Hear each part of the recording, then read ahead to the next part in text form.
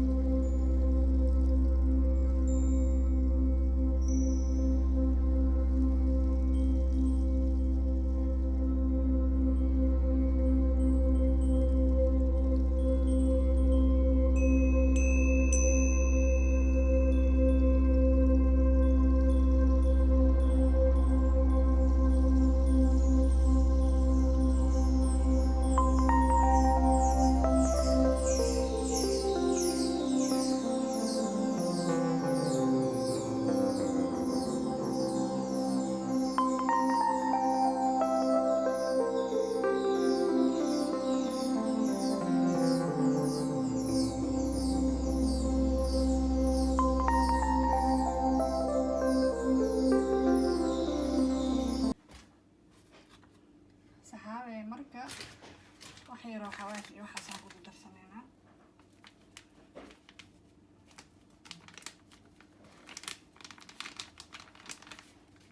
si oo hadhow dhaqan oo u yeesho.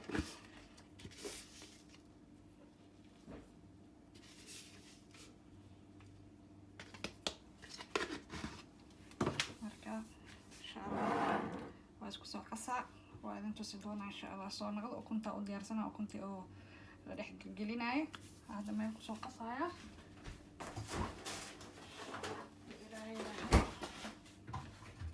marka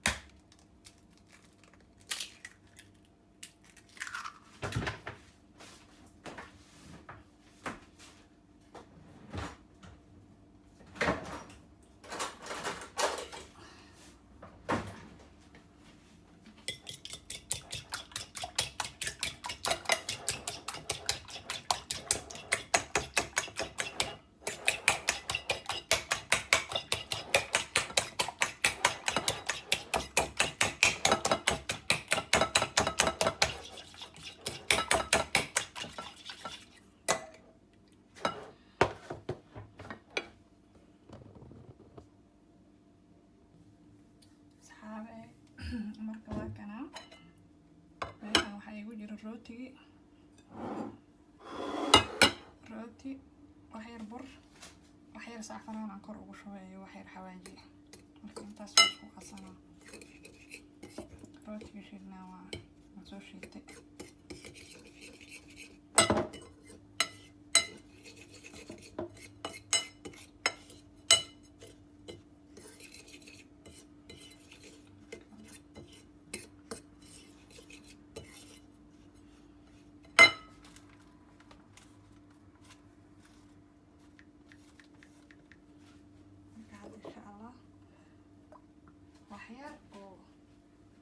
waxyar saliid aan gacmaha iska marinaa si oo igu dhigin.